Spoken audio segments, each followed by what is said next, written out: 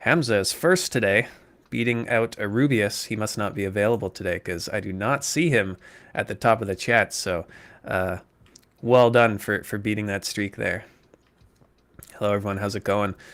I just returned from a trip to New York City, which was a lot of fun. Did a lot of walking, like 40,000 steps a day on average. So it's nice to be back in, get back in front of a terminal screen and get back to work kind of thing. So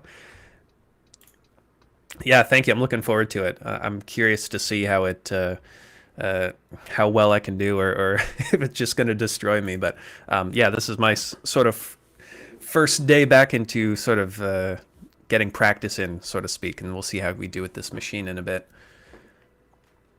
So while people are starting to jump in, hope everyone's doing well. Looks like everyone's saying good morning from certain areas of the world and good afternoon from certain areas of the world. It's nice to see.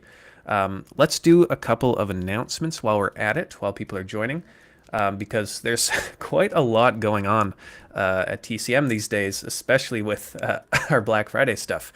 And so you can see the ticker has been applied there, but what I'm going to do is just share my screen for a second. Because yes, I'm sure a lot of you have heard in the past probably week or so, we're having our big Black Friday sale, probably our last big sale of the year. And this is like truly the big one, right? You can see all of this stuff. There's a ton going on. We even have things like exclusive bundles, right? So we have the professional pen tester bundle. So you can see all of the different certs that this is going to come with, along with all of the classes. So we have over 70 hours of lifetime access to all of the training that comes with these certifications. So you have things like the PJPT, PNPT, even the web stuff, right? PJWT, PWPT, even the OSINT certification, right? The OSINT researcher. So all of this sort of bundles in. And you even get the practical career ready professional certification as well, which is like, again, our 6 most popular pen testing certifications. This is just a really good deal for that kind of side of things. And also we have the ultimate hacking and defending training bundle, which basically includes everything. 10 certification exams and all of the training that comes along with that.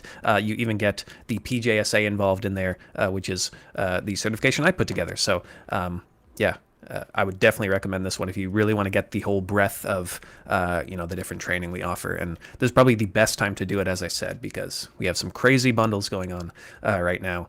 We also have a lot of live stuff as well, right? And I will mention, obviously, we have 50% off everywhere on the Academy, along with 20% off all of the certifications Academy-wide as well. And also 20% off the live trainings, right? So there's so much for me to cover here, right? So all of our live stuff, we have the Active Directory live training coming up in the new year. So that's going to be, when is that going to be? February 7th. That's going to be hosted by Heath.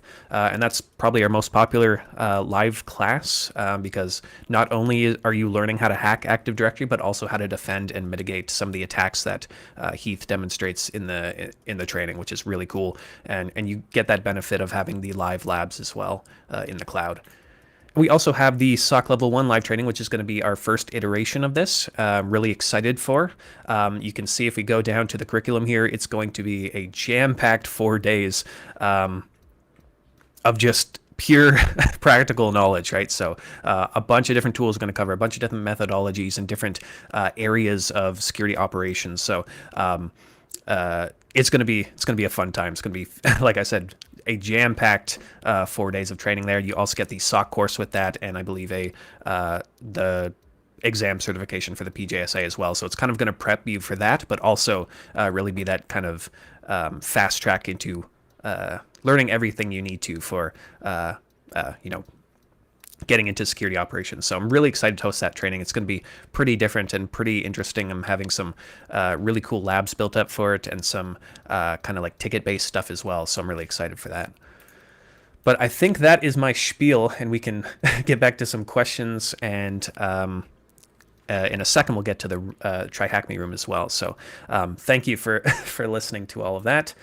Hopefully I didn't miss anything, but yeah, let me maximize myself again.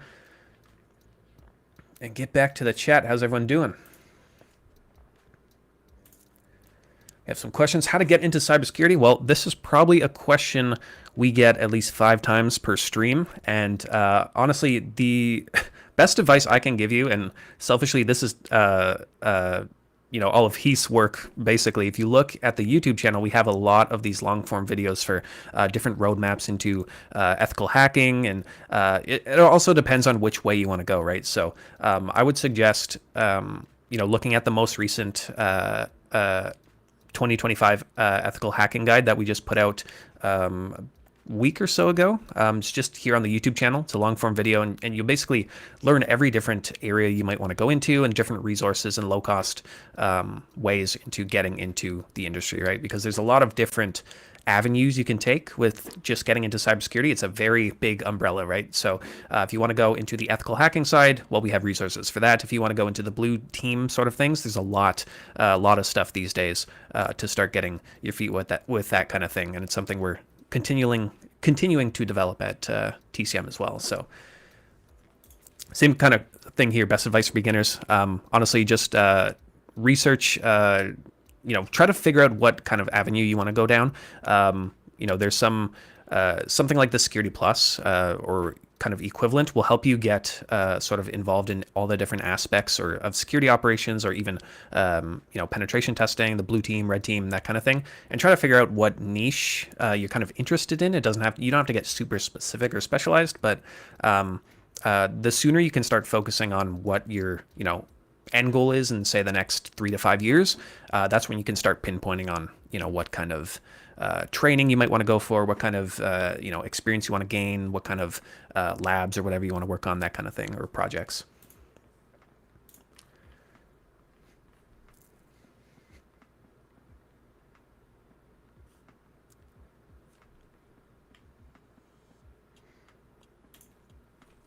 Will this live event be recorded? Yes, it will. You should be able to find it after the live stream is finished. You should be able to find it under the live tab on the TCM security page on YouTube.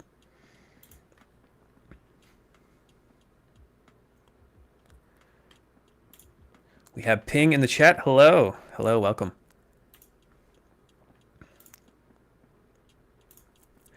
Regarding the PJSA, the exam is 48 hours, but how long you reckon the study might take for a beginner?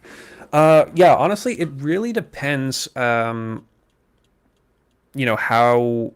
you're coming into it is, right? So if you say you're a beginner, if you've never touched anything before, this is like your first kind of course or foray into defensive operations.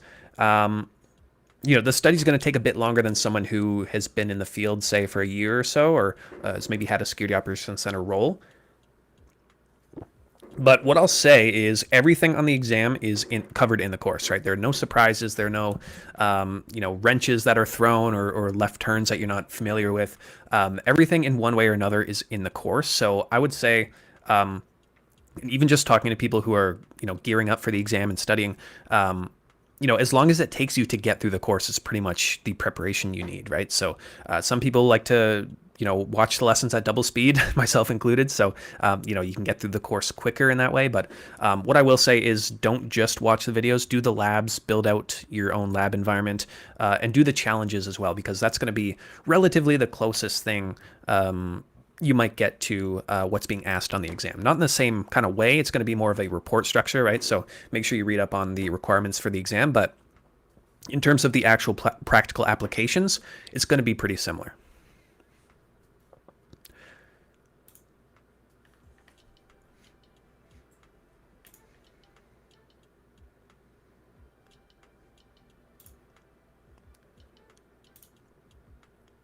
Oops.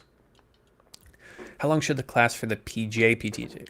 I'm actually not sure. I haven't taken it. So that would be a good question for probably Alex or Heath when they're on next time, hopefully next week. But honestly, with every certification, like there's no set, do this many hours, put this many hours in, and you'll get this kind of grade, right? Obviously, but honestly, it just comes down to feeling confident, right? So if you've done a number of labs and a number of rooms in preparation for the exam, and basically everything that's going to be covered, so you went through the course in good detail, you took good notes, because remember, right, these are all open book exams, so you have your notes to go over.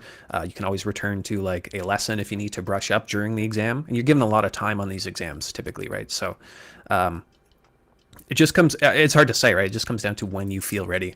And everyone's different, you know. Someone's going to be, you know, prepared for it in a week, and it might take someone else a month or a couple months, right?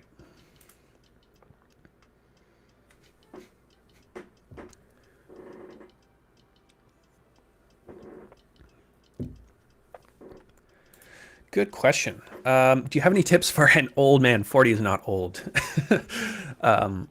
With experience in IT, yeah. So, I mean, you said it right there. You have experience in IT. That's basically, you know, better than prerequisites for a lot of people, right? So a lot of people are getting into cybersecurity and they don't even have an IT background. And, you know, I know a lot of people say like you don't need to have an IT background. You don't need to go through, you know, help desk or sysadmin kind of stuff to be a good pen tester or be a good, you know, security engineer or analyst. And that's true. You don't. But again, that experience is only going to help you in the long run. You know, when I was hiring for when I was on the hiring team for different SOC analysts or engineers, we would like to see people with you know, a sysadmin background, because especially on the engineering side, if you're actually configuring you know, machines and security applications and controls and doing things like detection engineering as well, you know, having an understanding of the systems that you're actually you know, monitoring or configuring is obviously a good thing. So if you have a lot of Linux experience, that's really good. So that's sort of sysadmin kind of stuff. And so I would use that, your previous experience, and sort of leverage that in a way to where you can sort of, you know, find out what, or you can sort of frame what security stuff you've done in the past, right? Because if you're a sysadmin, you're doing a ton of security stuff, even if you're not, you know, your job role is not a security engineer or whatever. You know, if you're doing access, you know, identity and access management, if you're hardening systems, all of that falls under the umbrella of security, and that's all stuff you can leverage. You know, come to an interview or come to, you know, building up your resume, that kind of thing. So that's what I always suggest is even like developers, right? So if you're doing secure coding, right, you're not a security analyst or engineer, but you can leverage your past experience and the security applications you do in your current role and sort of bridge that over to an actual security role.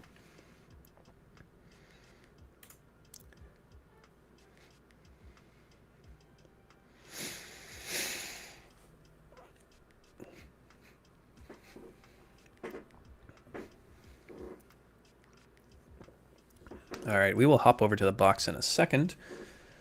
Let's see if I missed anything pinned.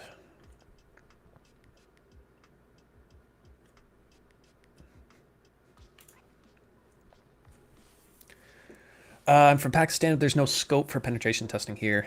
I'm 18 years old. Well, you know what? The fact that you're 18 and getting into this is really good.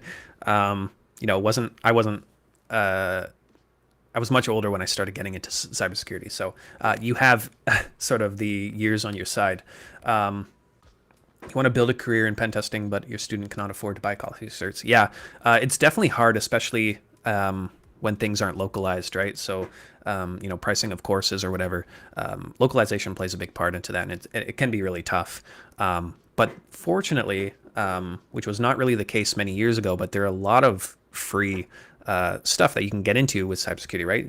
Like we're going to do a TryHackMe machine today, and TryHackMe has a number of free, not only just CTS like those boot to root machines, but also, you know, learning machines, right? Learning paths and learning rooms that you can go through and actually pick up things. You know, learn what a C2 is, or different C2 frameworks, or you know, anything really. There's a lot of stuff that's requires a subscription, but again, there's a lot of stuff that's free.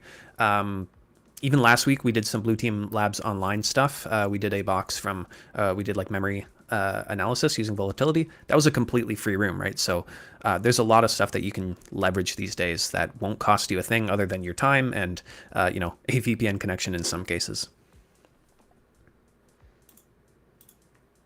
And not to mention all of the free resources we have at TCM, right? We have the free tier, we have a number of videos that I mentioned earlier on the channel that are all sort of geared to people in your scenario, right? So folks that can't afford costly trainings or, you know, certifications, there's a lot of things that you can still do to pad your experience and skills.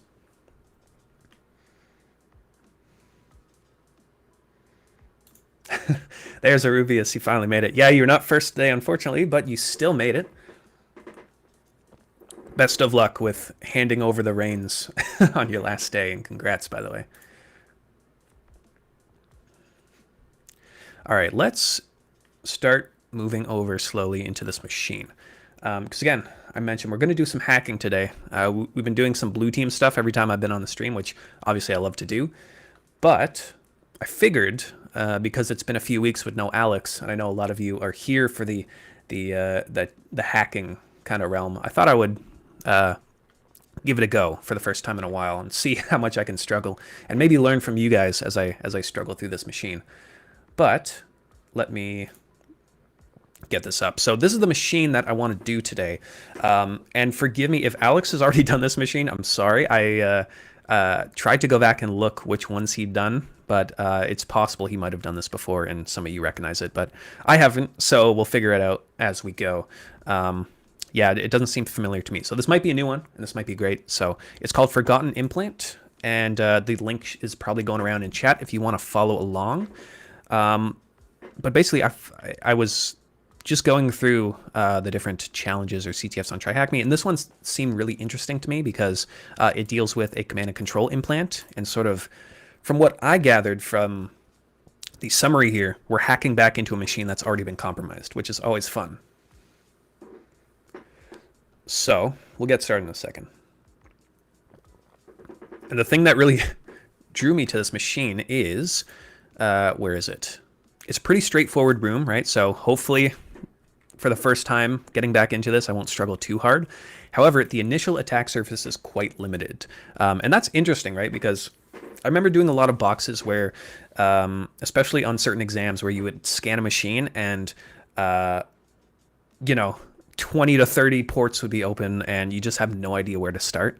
And that can be challenging on its own, but maybe the reverse in where there's like, very limited attack surface is also going to be really challenging. So we'll see how that compares, and probably more realistic, right? If you're scanning a machine in the real world, typically, unless it's really badly configured, you're not going to have 20 or 30 ports coming back with a bunch of random stuff running on it, right? So that's kind of a more realistic setup, perhaps, rather than maybe a more gamified box.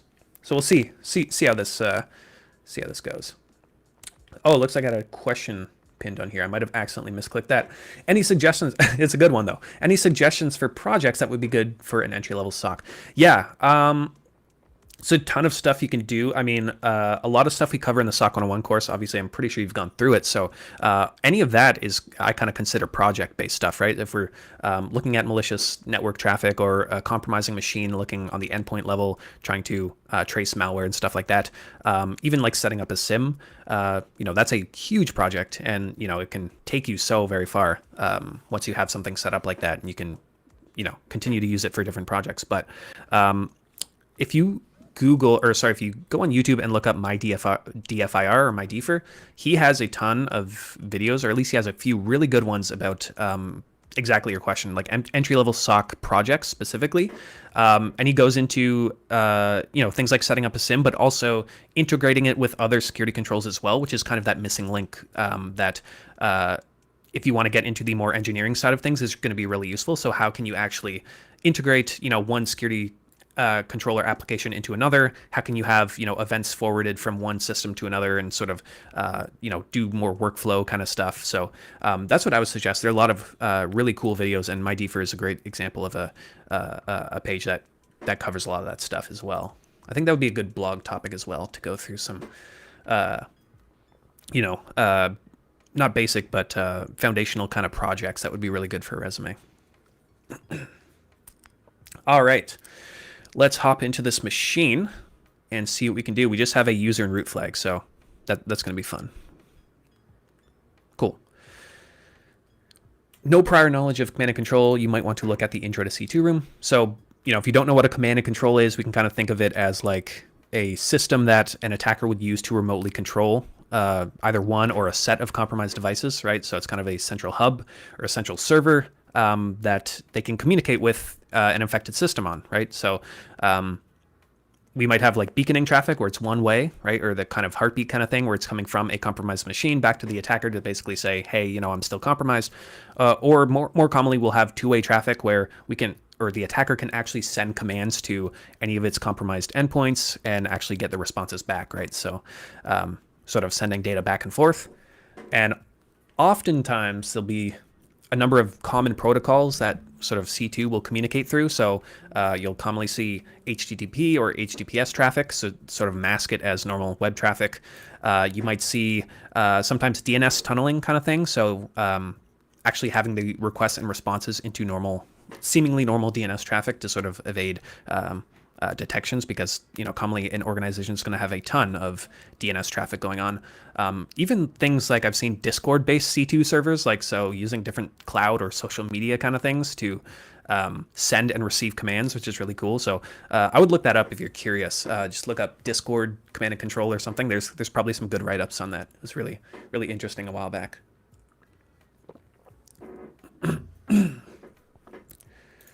What room are we doing? We are doing what is called Forgotten Implant on TryHackMe.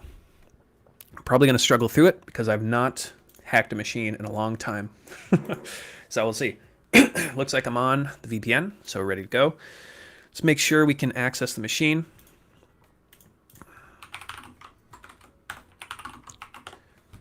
There we go. We're getting response. Cool. A virus total C2. That's funny. That's kind of ironic. I got to look that up after. That's funny. All right. Looks like we have connectivity. I guess I'm just going to run an nmap scan against the target and see what comes back. Again, it's saying the attack surface is going to be pretty limited, so I'm wondering what we actually get returned here.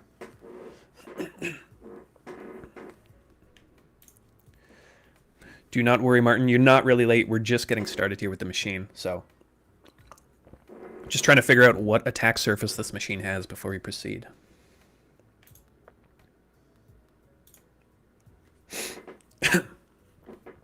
Nothing. Absolutely nothing. Okay. Maybe this will be a little difficult. Well, let's try every port and run sudo nmap. Man, it's been a while. I'm rusty. Paste in that IP, and let's get some verbosity going, just in case anything comes back. Maybe also a UDP scan as well. Because what I'm thinking is, well, let me get this started. Sudo nmap su for UDP. And we'll get that verbose as well. I hate doing UDP scans. Take forever. So what I'm thinking, based on the name and the fact that we'll have to find a way of interacting with the system, I was thinking there's maybe something listening for an attacker compromised this machine. They installed some sort of C2 that's beaconing out, and we sort of have to leverage that and exploit it after it's been forgotten, I guess, and probably get code execution that way. So I'm thinking maybe a UDP port is listening, or some sort of non-standard port, but it doesn't look like it. Unless we just have to wait a long time. I'm hoping not, because that would be very boring.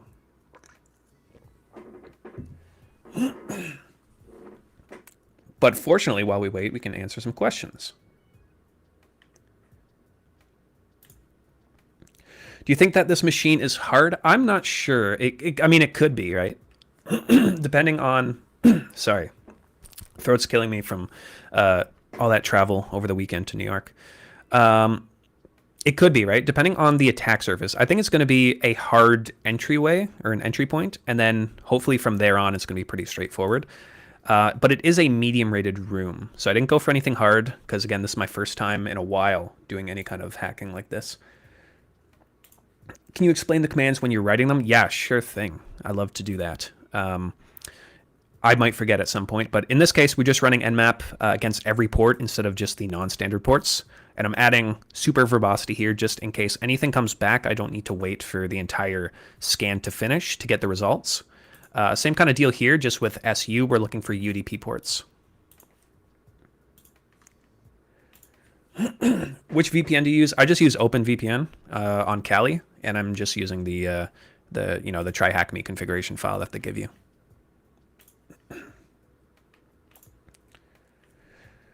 How do you get to open new instances in a tab, not in a new window whenever I try?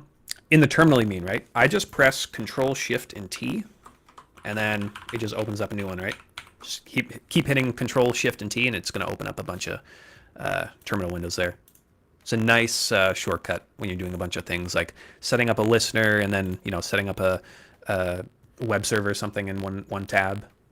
I know a lot of people use things like Terminator, and I know there's another popular one, but I've never gotten used to those things. Even like on the OSCP exam, I was like trying to learn it while I was also learning how to pass the exam, and I was like, this is just information overload. I'm not going to remember how to do all this. You'll find I keep things mostly simple. I don't even use auto recon or like Rust scan or anything like that. I just keep it basic. It's done me well for this long. I don't think we're getting anything back here. I'll cancel the UDP one because I'm pretty sure they're not going to make us wait that long. Maybe they will, but that won't be a fun stream. What I wanted to try is we can try netcat and try to see if we get anything back. So Nmap is reaching out to these ports, right? And apparently it's not getting anything back. Everything's closed. Connection was refused. I want to see if there's any like banners or something that are being returned that maybe could be useful for us. But again, if there's no ports open, how the heck are we going to get in? Unless, we'll have to see. Unless it's reaching out, right? But I'm trying to think of how that you would even do that. Sorry, I keep clicking on keep clicking on things accidentally. Sorry, I'll get to questions when we have breaks. So I'm thinking it might be reaching out, but again, I'm trying to think of like the TryHackMe setup and how would it know what my IP address is, right? Unless it's reaching out to every IP on the subnet, which would probably be not a good thing, right? So I'm wondering how they do that. So let's try netcat against this IP address. Let's try 80 with TAC-V there to get a verbose response. Connection refused. Do we get anything? Is there like more verbosity? No. Let's try 443. Again, just common ports that C2 traffic is usually on. Even things like 8080. No. Okay. Fun. Okay, I'm going to cancel that in case... I mean, I don't think that's the play. I don't think there's anything open. But I'm still going off this theory that something is reaching out. So what I can do is run TCP dump. If I can spell. And I want to look for anything... what is my...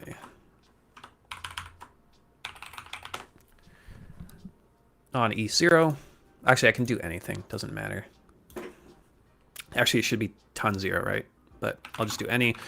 Source host should be the IP address. I just want to see if anything is like, what's happening when I reach out to this machine? Is there any kind of banners or is anything, coming back? Is there any packets that might be missed? That's kind of my goal at this moment. And so let me try that again. We'll try to reach out with netcat on port 80. Connection refused. Yeah, we can see here HTTP. It's just getting the reset flag there, as you can see. So that's why it's thinking that it's closed when we run Nmap against it. 443, probably same kind of thing, right? Yeah.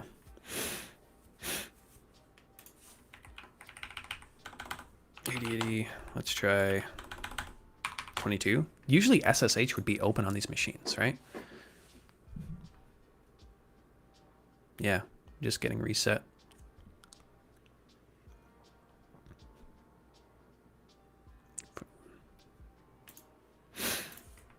Well, maybe we have to wait and run Nmap. Unless there's something I missed in the Nmap output. Where was that? No.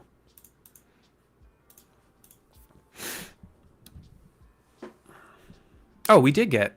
Okay, reset. What was this one? From ours... No. This is the target IP, right?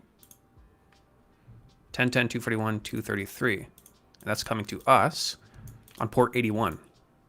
What? Did I do a typo? Port 80. Oh, Okay, maybe we found something. If that's reaching out to us, okay, there, yeah, that's gotta be it. It's reaching out to us on port 81. And there's a SYN. Yeah, there we go. There's another one. Okay. How is it doing that? I'm just trying to think of like how this machine was built. Maybe when we ran an nmap, it triggered it to reach out to us. I think that's kind of not the point though. But it looks like something is reaching out to us on port 81, and I'm assuming, based on our nmap results, this is probably the way in. So let's see. We're getting some SYN packets, right? So I'm just going to set up netcat. I'm going to listen on port 81. And I guess we have to wait. Because that, if we look at the time, yeah, it's every minute, assuming. So what I think is happening is there was some sort of command and control implant or some kind of persistence or whatever that was installed on this machine, in theory, like in the scenario here. And it's reaching out to our IP address for some reason after the fact. And I guess the attacker who originally compromised the machine forgot to remove that artifact, and it's still reaching out. Oh, there, as you can see here, on port 81, making an HTTP request with a GET for this random URL. And it's looking for our IP address, right? Yeah, on port 81.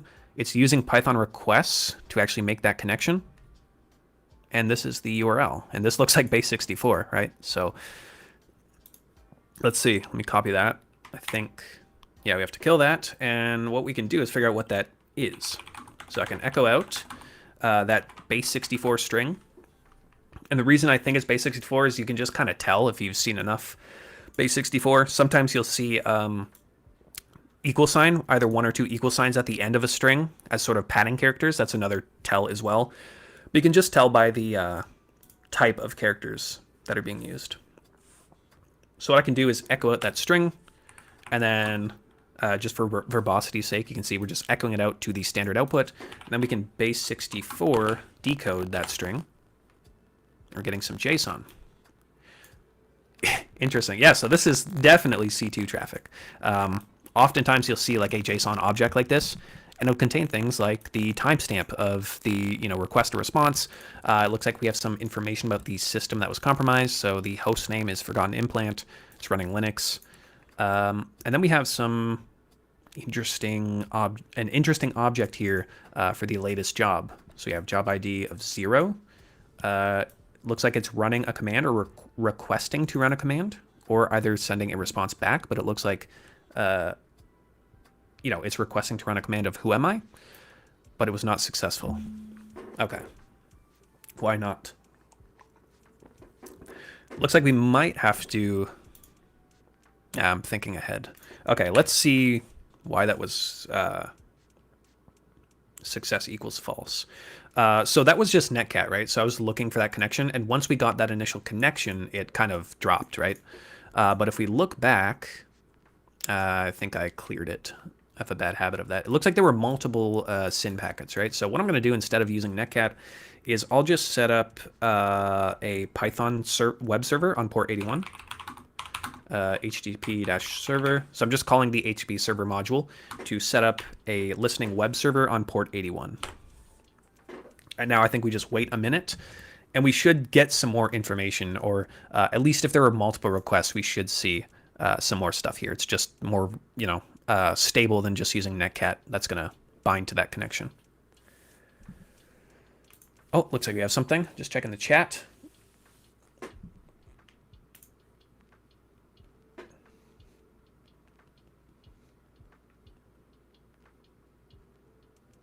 Yeah, awesome. Why can't I run live streams on 2x speed? Think about it. If I could, that would be awesome. If I could deliver a live stream at twice the speed and have you guys speed run it live, that would be funny. But honestly, once the stream is finished and uploaded to YouTube, like the VOD, you can then watch that at double speed. But because it's live, obviously, even though I watched Back to the Future on Broadway over the weekend, I cannot time travel, unfortunately.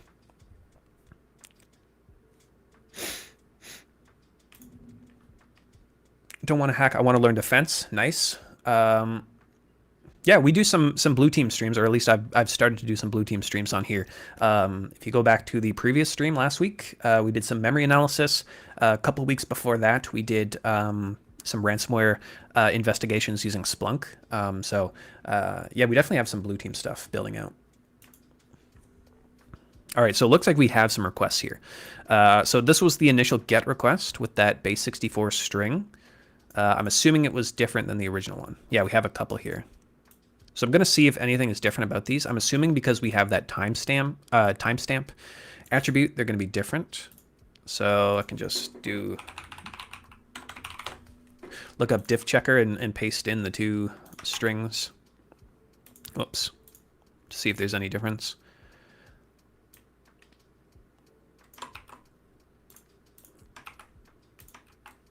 Stop it. There we go. Wow, that's really laggy.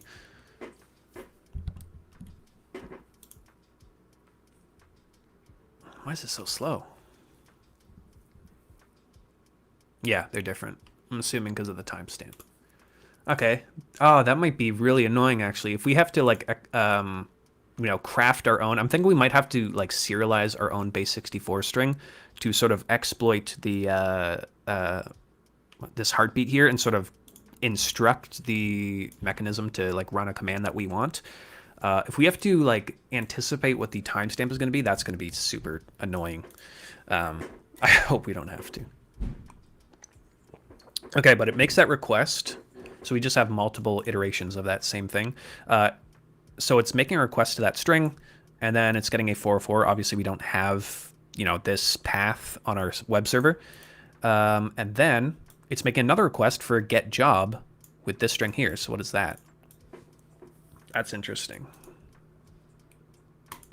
Let's see what that is. So I'm just going to, again, echo out that string, which again is base 64. You can tell by the padding here. And then pipe that over to base 64. Tac D to decode. And it's just the word latest. Okay. So what if we... the heartbeat is the only thing I'm concerned about, because what happens if we don't... Because how am I supposed to anticipate this string unless I know what the timestamp is going to be? Probably to the exact second, or the exact millisecond. Nah, that can't be it. That's going to be too hard, right? To anticipate what this is going to be. And then we set up our own, page or path on the website with this string. But this, if we can... exploit this string here and sort of set up... so if I set up a directory on our web server called getJob, and then I set up a file called this, which is latest in base 64, maybe we can then leverage that to tell it to run commands that we want, right? Maybe that's how the actual C2 worked originally in this scenario, and we can sort of exploit and leverage that to run our own commands. So let's see. So what I can do, I don't need that anymore. I guess what I'll do is create that folder then. So I'll make a directory called get-job. And then if we go into get-job, we just need to create a file with this name, right? So I can touch to create that file. Just going to be an empty file for now. And now if I'll have to go back one. And now if I run our web server, we shouldn't get a 404, at least for this request now, right? Should actually find something. So let's see. Yeah, okay. So it's making another request now to job-result. Because again, we can see a 200 here. Before it was a 404, because it now exists. And so now it's making a third request here to job result with this string. So again, let's decode this and see what the actual result was. So what I'll do is just echo out, again, the string we got and decode it. Success false. Okay. JSON error. Okay, so it's expecting some JSON in that weird file. And based on what we had originally with this heartbeat, we kind of have, we kind of know what the structure might look like, right? So again, instead of this string, let me echo out that heartbeat string. You can see we have a JSON object here. What I can do is copy this over to Cyberchef and sort of make it look easier to understand. And if you think about JSON, it's just like key value pairs, right? And you can have objects inside of that, which it looks like we have here. So what I'll do is look up beautifier, JSON beautify. Yeah, there we go. And now we're getting some syntax highlighting, as you can see, as well as, you know, some spacing and padding. Makes it look a lot easier. So we have a couple of, you know, sub objects inside this JSON object. So we have the time, which I'm hoping we don't need to mess with. System info, again, we don't really need to care about.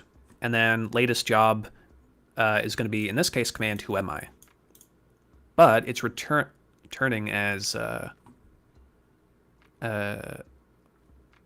incorrect JSON. Yeah, so we need to basically, what I think is we need to take this JSON object and serialize it kind of in base64. No, what do we need to do? We need to set this JSON object as the contents of that file we created, or the file we touched, right? So that's going to be under get job, I think. So we have this file here, and inside this file, we need to, you know, paste in this JSON, just as a proof of concept. If we do that, we might figure out, you know, the results to who am I, I'm hoping, when we get the job result. Does that make sense to all of you? Or am I just, am I going crazy? So I'm going to try that. So let's edit this file, currently empty. I'm just going to paste in, as you can see, that string, just as a proof of concept. Brit is crazy. She can't tell me. That's okay. We're all a little crazy. Can you please list these sites you're using? Yeah. Trying to repeat what you've learned. Yeah. So, yeah, obviously the site that we're doing this box on is TryHackMe. The site I was using to figure out the differentials between those two strings is just called diffchecker.com. And basically you can paste in two different strings and it'll tell you if there's any difference between them. And the reason I use this is just because I had that long base64 string that I couldn't really tell if there was a character different than the other one. So just a quick way for me to check if anything changed, which we found out it did.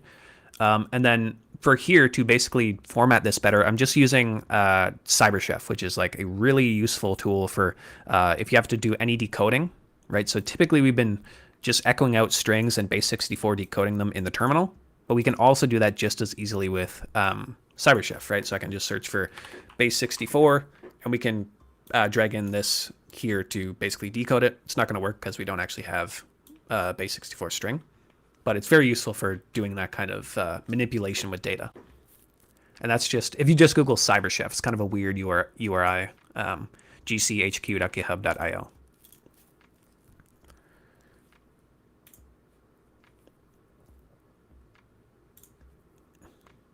Break it down a bit once you resolve. Yeah, if we hopefully get root on this machine, I'll basically retrace everything we've done. I think we're on the right path, though. And so what I did just recently was I edited this file that we created that the C2 implant is expecting to connect to, and I pasted in just this JSON object that we found earlier, just to see if we can get the result of this whoami command. And so if I go back to our web server, we should see the job result here. And we can see what that entails. Actually, let me use Cyberchef for this. Just to demonstrate, we can use different tools to decode stuff, right?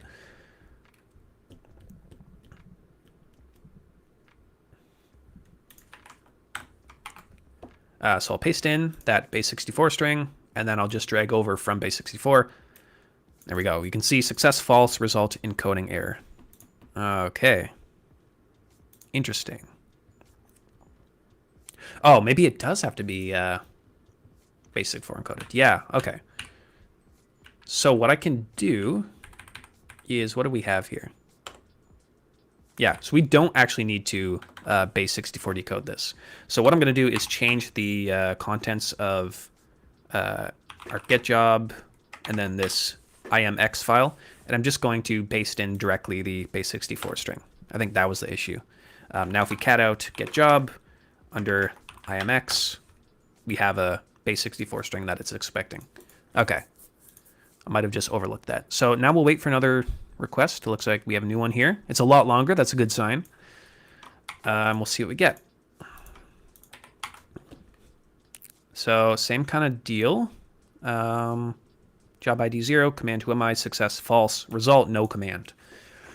That's not true. We had a command. Command equals who am I.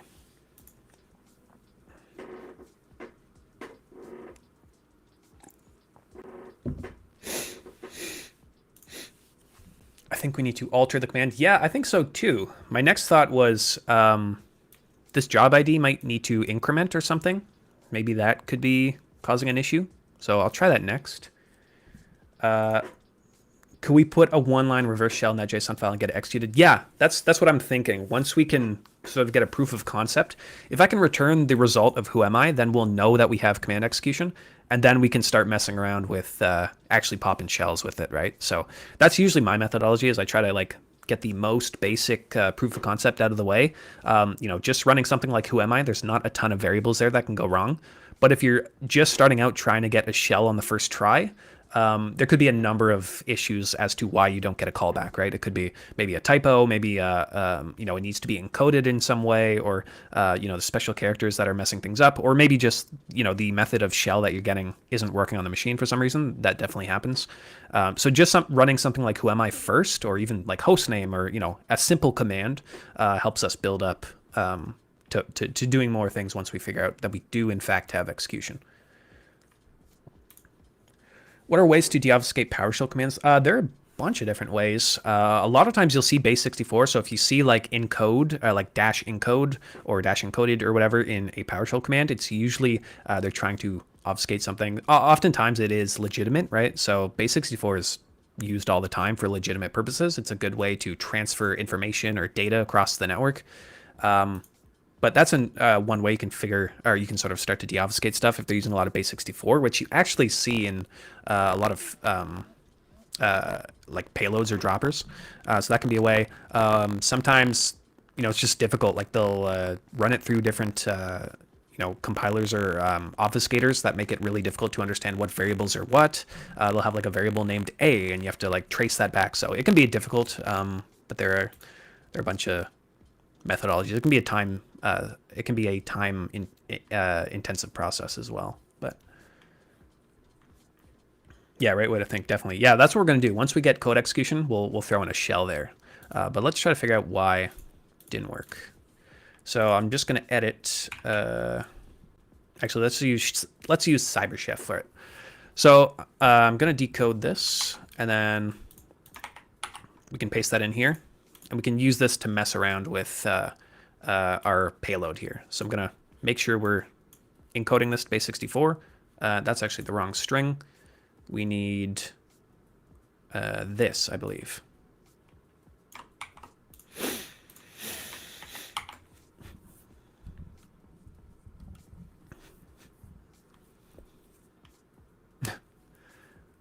So what I'm going to try is change job ID to 1 and see if we get anything different. So now what I'll do is just paste this back into our file, and we'll wait for another callback. Make things more clear, I'll just start up our server again. Can I paste something to a file created using echo and redirecting symbol? Yeah, you can, but you would need to, well, it depends what you're trying to do, right? The double arrows that you have there is going to append to the file. If you want to completely rewrite the file with whatever output or standard output you're piping into it, you just want one arrow like I did here. So what this is going to do is take this entire string and completely replace the contents of this file with just this string. If I were to use 2 arrows, it would like add a new line and then add the second string, which we don't want. What's the name of the CVE? It's not really CVE. I think we're just exploiting. A command and control agent that someone left on a server in this scenario, which is kind of interesting, right? So let's go back to our server, see if we got a response. There we did. And see what it says. Okay, I'm gonna use this tab for our decoding and the first tab for our encoding. So from base64, no command. Okay, still nothing. Yeah, there you go. So the one arrow's overwrite, 2 appends to the bottom of the file. Okay, so maybe we don't need, maybe we just need the job, right? Maybe we just need a single object with this. That's my next guess. I don't know if the job ID is affecting anything either. So there's actually a few variables at play here. So let's just try to keep it simple. We'll just run this single JSON object of job ID equals 1, command equals who am I. Let's see. So same kind of thing. I'm going to paste in that new string and overwrite our file there using that single arrow. I could just go into like nano and you know, clear out the file and paste it in, but again, it's a lot quicker just to do it using a single command, right? So we'll just wait a minute. Let me clear out our server and start again.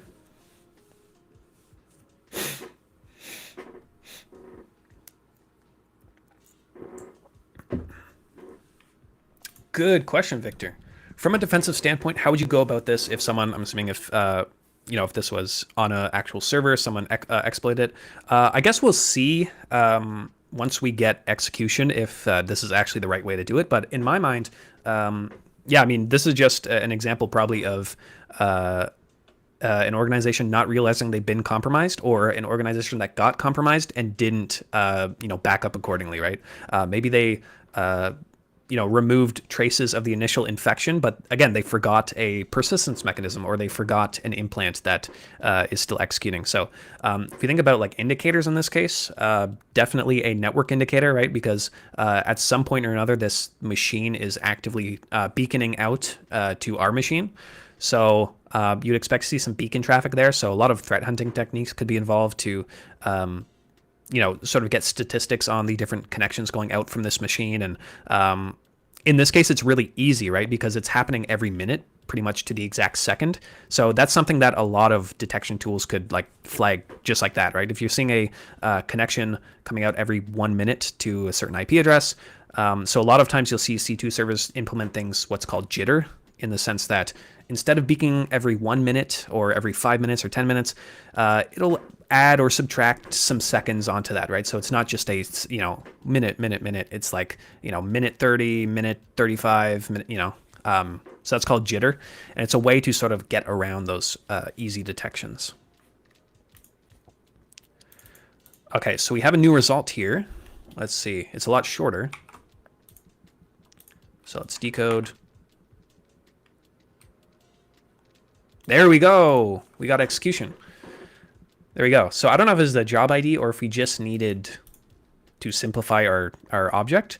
But look at that. You can see in this JSON object, let me actually beautify this, make it easier to view.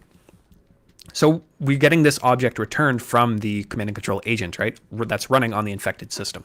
So it's saying the job ID is 1. The command that we sent is who am I? We have a successful result. And the result is ADA or ADA. I'm assuming that's the user that we are on the system. There we go. We have remote code execution by exploiting someone's old command and control agent that they left on the server. And now, let me try to find, I can scroll up, but someone mentioned we should now try to get an actual shell from this, right? So that's kind of why I worked up just using who am I. Now that we've confirmed we have execution on the server, we can now do some fun things and actually exploit the machine, right? And so we just need to edit this one. I don't think we'll need that tab anymore. Instead of who am I, let's try running a reverse shell payload, right? So I'm just going to go to revshells.com. This site is awesome. It's created by Zero Day or O-Day. If you don't know him, Ryan Montgomery, I think his name is. He's like the master of TryHackMe. I think he's like rated #1 on the platform. He's always like the first one to solve any new machine. But yeah, this is a great site that I use all the time, or that I did once I was doing a lot more hacking in the past, just to generate, you know, quick shells syntax, or you can do bind shells, or even it'll give you the MSF Venom syntax if you're using Interpreter. So all we need to do is change our IP to my machine's IP on the TryHackMe VMs. That's 10.13.58.58. For the port, I don't know, leet. Let's do something leet here. I saw a question. Is there an offline version of Rev Shells? I'm not sure. I imagine it would be pretty easy to have an offline version of this. But the repository is here, so you can probably clone it and run it locally, right? I don't think it needs to, it doesn't use the internet for anything. So I imagine you can run an offline version of it. Yeah, it's really good. Use it as a quick cheat sheet. It's like my go-to thing, pretty much. I know people have different ways, like they will use like an Obsidian cheat sheet or something. I don't know. I just like reaching out to sites to do this kind of thing because you can do things like you can change the shell that you're going to get. You can encode it, if you have to URL encode it for some sort of web exploit, for example. So it's saved me a few times, definitely. And the one I like to go with, and again, it's been a while, but it's this Make FIFA one. It's like the only one really I use because oftentimes if you're doing like the interactive bash here, that won't work on a lot of systems. Yeah, again, it depends. Sometimes system won't have netcat. You sometimes can't run the command parameter here. I think it depends on versions and stuff like that. Another one that's good, they have the Pentest Monkey one for PHP and Perl, so that saves you a good GitHub lookup as well. The PowerShell ones are really good for Windows as well. Typically, I like to use this one. So again, we have the encoded flag here, so we have some base64 for PowerShell. Python is good too if you know Python's on the server. But in this case, this one has never let me down pretty much. And I'm going to grab a bin sh shell, and we're going to listen on port leet or 1337. So let's set that up, right? So in this tab, I'm just going to run netcat lmvp for port leet. Make sure we're listening. And now we want to change our command here. Instead of running whoami, I want to run this reverse shell payload, right? And so you can look up what these kind of strings mean. It's kind of a weird payload, but it's basically running a named pipe, I think, or some sort of pipe to basically pipe in the input that you're getting into the output or whatever, and it's creating a file in the temp directory called f. I don't know. You can look up how it actually works. I always forget, but it doesn't really matter. I just know that it typically works. And if we get the result, that's all you need. And so what I did, basically paste that in as our command, copy this encoded string, and we just need to change our file that we're exploiting now to use this string, right? So paste that in, make sure there are no issues. Again, this is why base64 is useful. There are no characters that's going to mess up this string here for us. We can just pipe it into the file, and now we wait and hopefully get a shell. So now we're doing the waiting game for about a minute. Let's see if we have any questions. Oh, we got a shell. I'm so lost. Yeah, this one is a little, it's tricky. It's interesting, but it looks like we got a shell. I'll try to explain it, hopefully when we root this machine, hopefully shortly. But there we go. We have our initial access. We got a shell. So actually, let's talk about what happened, right? So we discovered that there were no ports open on this machine, right? We ran an nmap scan. We could have ran like a UDP scan and let it finish. We could have run the all port scan. I'm assuming there's nothing open on this machine, which is an interesting concept because the machine is beaconing out to the network, right? So it's basically, I'm trying to figure out how it knew our IP address. Anyways, it's basically beaconing out to our IP address and saying like, what's the next job that I should run, right? It's running a command and control agent on the server or on the machine. And it's basically saying like, what command do you want me to run? I can provide the results. And so what we did as a test was set the actual command that we want the system to run as whoami. We got the result of ADA. And I'm assuming if I run whoami, we are ADA. And so once we had that sort of proof of concept that we're able to tell the server what commands we want to run, well, we just ran a reverse shell payload and got the shell. So that was cool, actually. I've never seen an initial thing like that on any of these CTFs.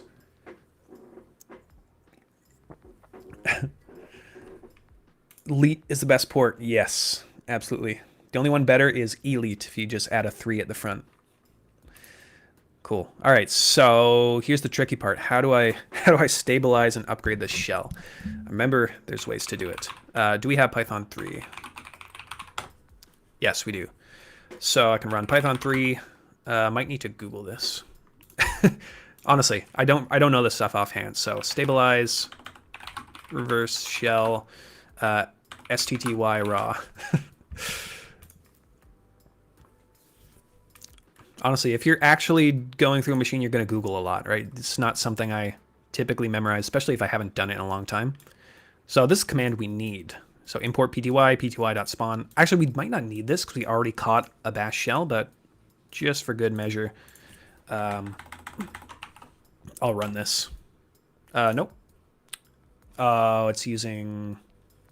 I need to paste it elsewhere because it's using quotation marks. I can probably... No. Let me just edit this quick. I need to change the things with proper ticks there. That should work. There we go. So now we're in our shell. It's slightly upgraded. Now we need to Control Z to background it, and then a STTY. Yeah, okay, I remember. There we go. I'm still a hacker, guys. STTY raw minus echo. Basically what I'm doing is trying to make it so I can use autocomplete and like clear the terminal, that kind of thing.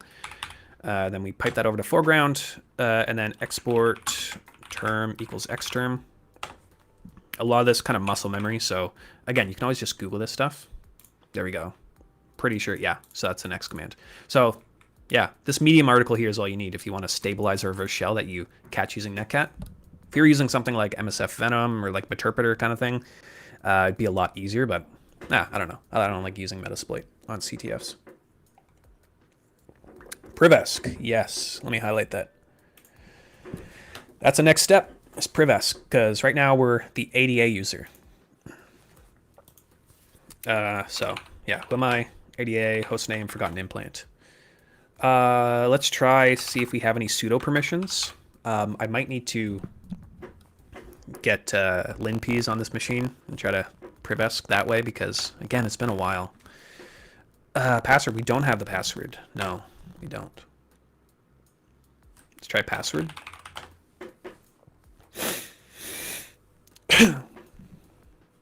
MSF and MSO legit. Yeah, it is. It's really useful. Saves a lot of time.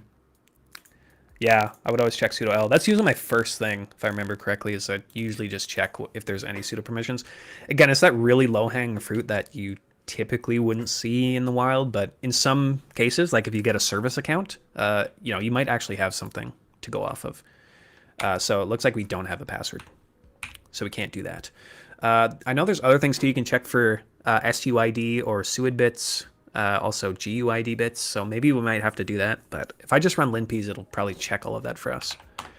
But I like to do things manually first before I start, throwing scripts on here.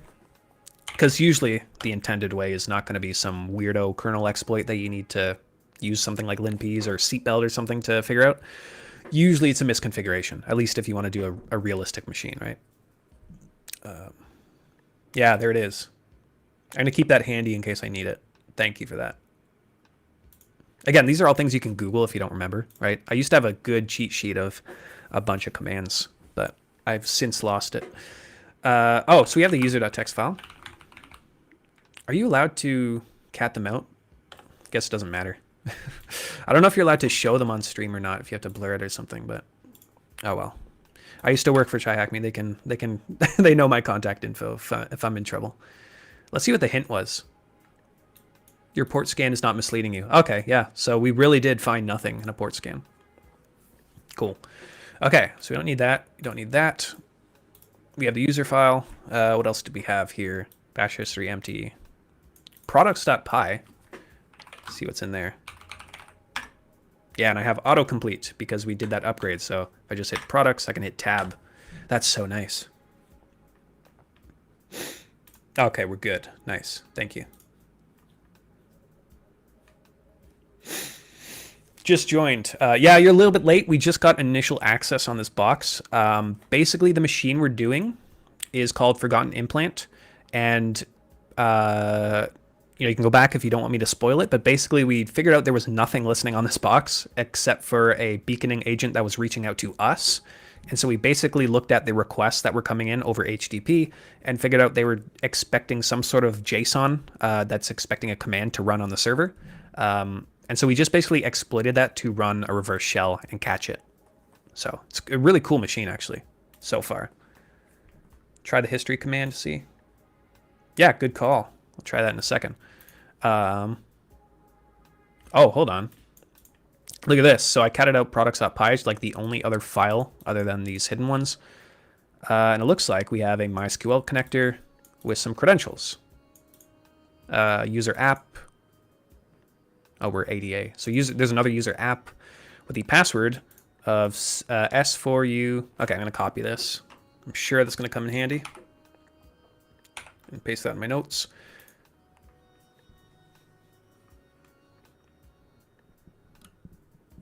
Mic broken. Is everything okay with the mic? Let me know if the audio is having issues. I think it's okay on my end. We'll see. But we just found some credentials. So, and also we have some hints that there's a MySQL server listening on the local system, right? So instead of on the network, right? Because we found nothing on the port scan, but it looks like there's some sort of services running on this host, which is interesting, right? So, so we have credentials. What I want to try now is actually log into MySQL and see if it is running, right? So just run MySQL. Access denied for our user, which is fine. Okay, everything's fine with the mic. Thank you. Appreciate it. So let's try that user. I can't remember if it's a U or capital U. App for the user. Using password. No, I want to use a password. How do I do that? Let me paste that in. What? Maybe you can't provide a password? Database. Oh, okay. This MySQL syntax is annoying. Is that right? No. I think you just need to provide P. There we go. Okay, we're in. I'm sure you guys were yelling at me. I was doing that wrong. Okay, so now we're in the database with those credentials. Let's see if I can remember. Show databases. Okay, we have 3. We have one called app. Let's use app. Now we want to show tables. So let's look at what tables are in this app database. We just have products. So we can now run an MySQL query, right? Or an SQL query. So we want to select everything from products. See what it returns. Oh, we got trolled. There's nothing. We just have clothing. Okay. I thought maybe we would find a users table or something with like passwords or like hashed passwords. Guess not. Yeah, password and command. I knew that was wrong when I was typing it, but I couldn't remember the syntax. Okay, so there's nothing useful in this database for us, it looks like. Oh well. Let's try history. Someone recommended. Nope, just our own history from our own bash session. There's a question here. We can rely on Google when we forget something. That makes me wonder if you use any AI tools such as ChatGPT for these sort of cases. Yeah, I mean, definitely. I mean, my personal recommendation is you can leverage any tool of your disposal. I know, you know, if you want to be careful around certain exams or whatever, sometimes they'll say you can't use something like ChatGPT or something. I know the OSCP, for example, you're not allowed to. They also have other restrictions around like Meterpreter and stuff like that. So, but in the real world, I mean, you know, you can use anything you want. Like an attacker that's compromising a server is not going to have these, restrictions on their side, right? So definitely, I think it's a good use case, especially if you find something like a obfuscated script or something you're trying to understand better. Paste that in to ChatGPT and say, what is this doing? As long as it doesn't contain sensitive information, that's like pertinent to a client that you're dealing with or like your own organization or something. If it's just like a exploit DB script or whatever, and you're trying to understand it better, like what do these Python commands mean? Like that's perfect use for AI in my opinion. And admittedly, I use it all the time if I'm trying to understand something better.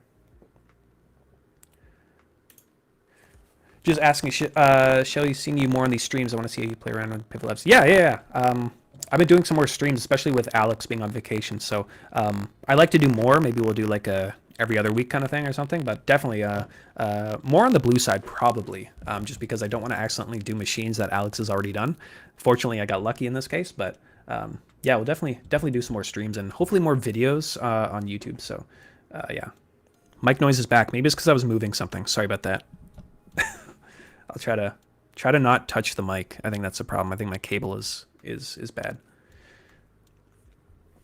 All right. So what can we do now? Yeah, mic issue started. Okay, give it a second. I think it should be fixed. We'll see. All good now. All right, I just need to stop touching my my mic. I think my cable is frayed or something. Sorry about that. Okay. Okay. I think we're good. So let's see what else is running, right? So we didn't find anything on the external, but we know that MySQL is running. So let's see what else might be running. No, we don't have netstat. Shame. Oh, we have SS though, which is basically netstat, but it's more ubiquitous. So we should be able to see something with netstat. There we go. And what we want to do is just look for listening, TCP connections, or I can't remember the syntax for these. Actually, that's a good example. So this is the command I know I want to run, but at this point, I don't remember what each of these do. I know this one is like not going to resolve names. We're going to get binaries as well, like the actual name of the binary, but I don't remember every single one. So I'm just going to go to explainshell.com. And this is the reason I want to showcase this, because if you ever come across something you're not sure of, just paste it in, hit explain. You can see in this case, it's breaking down the command, right? So this is another thing that you can just use with like, AI or ChatGPT, but also we have sites like Explain Shell, which is going to say the T stands for TCP, which, yeah, UDP as well. The P is going to show processes, right? So the actual PIDs. L is going to display listening ports as well, and N is just going to not resolve DNS or the domain names of ports. Cool. Okay, so let's see what we get. There we go. Okay. So we have some UDP ports listening, 53. So we have DNS. What is that? Something odd. So here's the MySQL stuff, right? 3306, 330, 60. Oh, that's interesting. We have HTTP running on port 80, which we could not access from the outside. And usually when you find that in a CTF, it means that's the intended way in some case, right? So let's verify that, right? So let me clear this out. We know something is running on the local host on port 80. So I will just curl HTTP localhost. Yeah, that's it, right? Yeah, we have a site. It's running something. What is it? Oh, phpMyAdmin. There we go. User root. Yeah, phpMyAdmin version 4.8.1. Okay, I'm gonna copy that in my notes. But maybe there's something else being hosted, because if you think about it, we got into the database, right? And we found out there was nothing really juicy. So what use is it to get into phpMyAdmin? We'll see. But we can't access it from Kali at this point, right? We have to go through our shell. But what we could do is get something like Chisel or Legolo. Name was escaping me. We can sort of proxy the traffic back to us, so we can access that port 80 on our machine. We'll have to see. Sorry, I'm getting some pings. Trying to like keep an eye on chat as well. I don't know how Alex does it so smoothly. So what I want to do, I guess, is port forward port 80 back to my machine. So I can then see what's on that website, right? And maybe we can run something like Dirbuster or GoBuster on this system, because right now we can't, because it's not accessible from the outside. And so we could do something like, in this case, we just need one port. We can just do like an SSH reverse proxy, I think. I might need to Google how to do that, because again, it's been a while. But that should be possible. So I'm just going to Google SSH reverse proxy syntax. We want R. Yeah, this is what we need. Okay, so we need to mess with this command a bit and make it work for us. So the port, local host, and then this is the client port. Okay, I think I know what I'm doing. So yeah, so we basically don't see what we're doing. We need to open up that port and send it basically over to our Kali machine. I'm not explaining that the best, but hopefully it makes more sense when we do it. So SSH R for reverse proxy, and then we want to open up on our compromised machine. We want to open up port 80 for that web server. And then we want to connect back to our Kali machine, which just, I have the user Kali, and then the IP address of our Kali machine, which is going to be 10, 13, 58, 58. And then I think that's it. Connection refused. I might not have SSH open. Okay, that should be simple. I just need to run sudo system ctl enable SSH. Okay, we running? Yep, we're enabled. Let's try that again. No, connection refused. Okay. Well,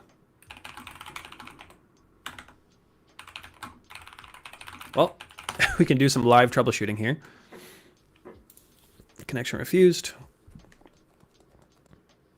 I think we need to specify, yes, here. That's what I'm looking for. We need to add this to our config file, which is etc ssh. There we go. Yeah, I've ran into this before. Sudo nano etc ssh. What is it? Config sshd underscore config. Password. I think we just need to add that directive to. Oh, wow, I'm doing this on the wrong system. I need to do it on the host. Yeah. Okay. Sudo nano etc ssh. There we go. So I need to add that somewhere in this config file. Just add it to the end. And then restart SSH. And now let's try. Whoops. There we go. There we go. Now we just need to log in onto our Kali machine. And we're in. Let's see. Chat is yelling at me. Isn't SSH port 22? Yeah, that's not what we're doing. We're opening up port 80 on the host on our compromised machine because we know there's a web server running on port 80, and we're sending it back to our Kali machine on port 22. The port 22 is kind of implied when we're running SSH. You need to start SSH. Yeah, we got it. We got it. We just need to enable it and edit the config. $5 for new cable. Dang it. I'm sorry, guys. I'll have to fix that. Yeah. Let me know. I don't know if I touched the mic again or something, but hopefully that's all it was. Okay. Let me make sure devices weren't interfering or something. Okay, so now we have that, but actually I don't want it. I want it to be not interactive. Let me exit that. I think we just need N and F to not have it interactive. There we go. No. I got that backwards, I think. F and N, capital N. Password. There we go. Okay, so we still have our shell, and we opened up port 80. I think that's right.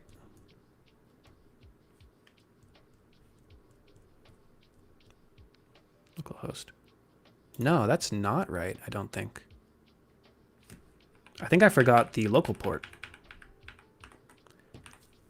Is the mic okay? Yeah. Yeah, I think I forgot the local port. Let me go back to that.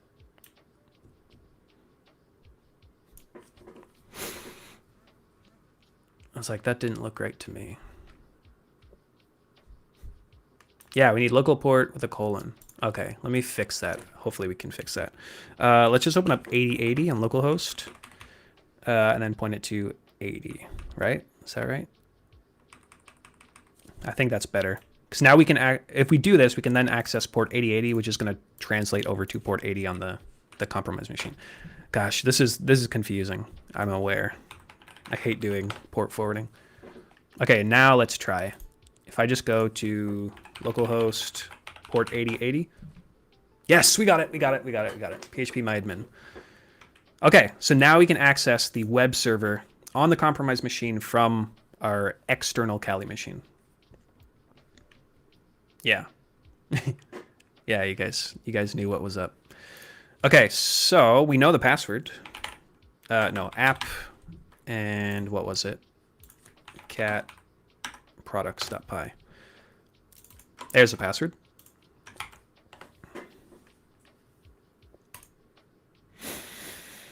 Oh, well, we're in. And I don't think we're going to get any more information than we already had, right? Products. Yeah, just the products tab. And it's the same kind of thing.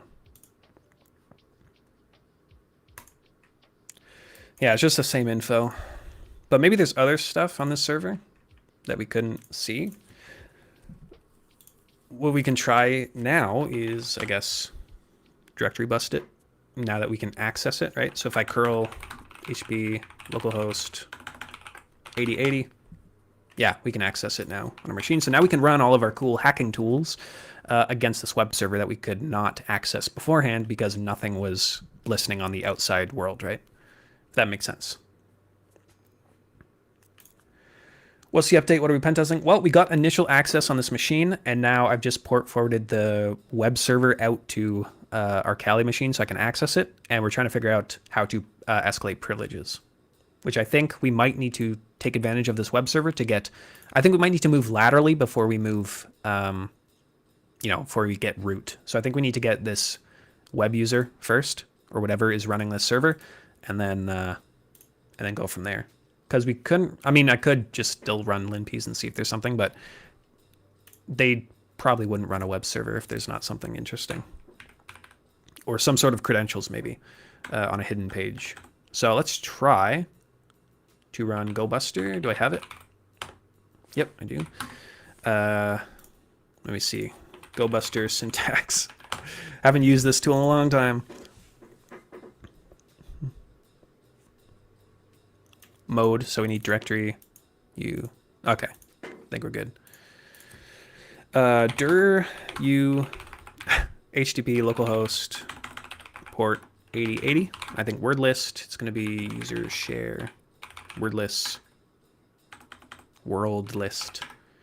Let's just do big.text. There we go. So give that a second. See if we get anything. While we do that, see if there's any questions. Thank you, Max. Appreciate it. Yeah, I like hanging out here. And last time we didn't do a CTF. We did like a blue team one where it was more so an investigation.